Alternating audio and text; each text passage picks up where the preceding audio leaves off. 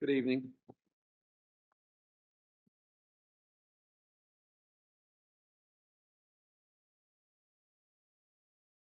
On Wednesday, I ordered our armed forces to strike military and strategic targets in Iraq. They were joined by British forces. That operation is now complete in accordance with our 70-hour plan. My national security team has just briefed me on the results.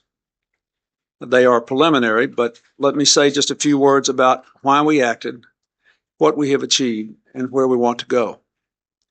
We began with this basic proposition. Saddam Hussein must not be allowed to develop nuclear arms, poison gas, biological weapons, or the means to deliver them.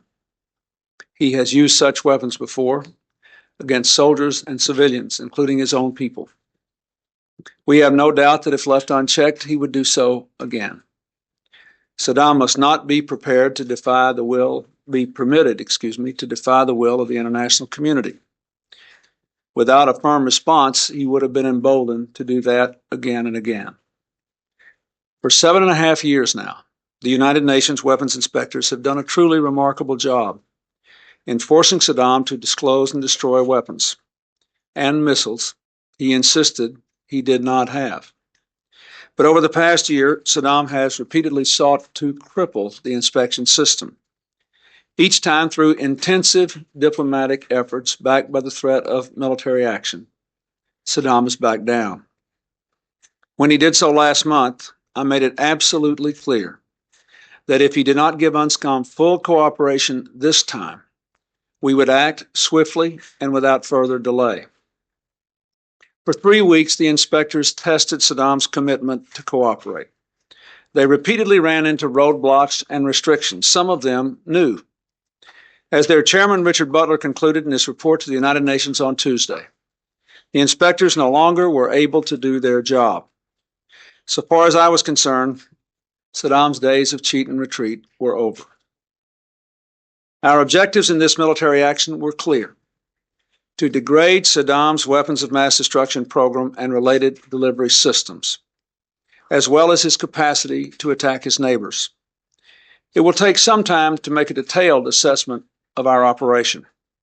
But based on the briefing I've just received, I'm confident we have achieved our mission. We have inflicted significant damage on Saddam's weapons of mass destruction programs, on the command structures that direct and protect that capability, and on his military and security infrastructure. In a short while, Secretary Cohen and General Shelton will give you a more detailed analysis from the Pentagon. So long as Saddam remains in power, he will remain a threat to his people, his region, and the world. With our allies, we must pursue a strategy to contain him and to constrain his weapons of mass destruction program, while working toward the day Iraq has a government willing to live at peace with its people and with its neighbors. Let me describe the elements of that strategy going forward.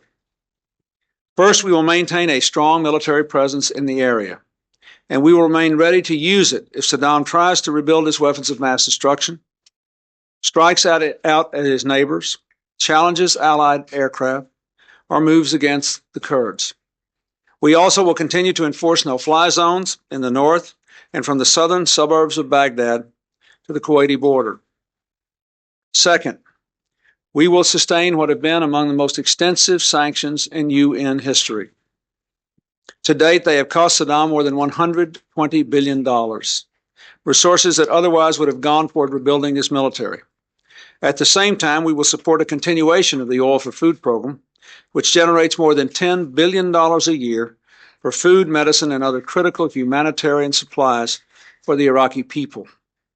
We will insist that Iraq's oil be used for food, not tanks.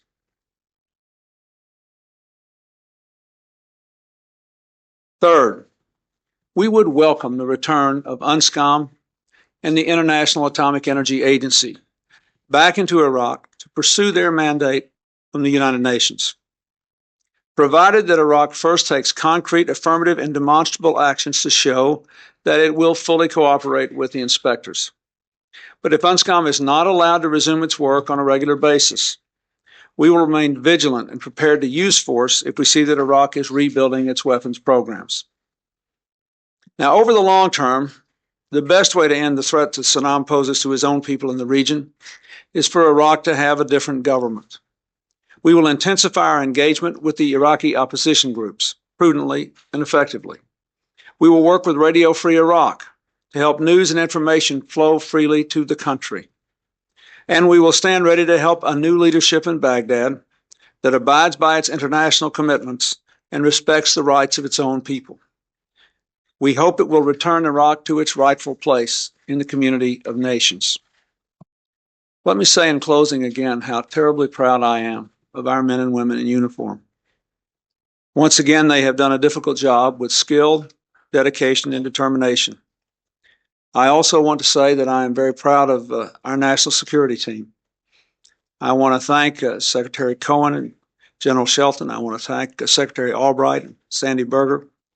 Vice President and I have relied on them very heavily. They have performed with extraordinary ability and restraint as well as effectiveness. I am very, very grateful for the way this operation was planned and executed.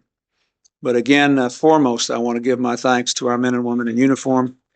We are waiting for the last planes to come home and praying that we'll be able to tell you tomorrow that every last one of them has returned home safely. Thank you very much. President, right here. Thank you. Thank you. Time with the operation.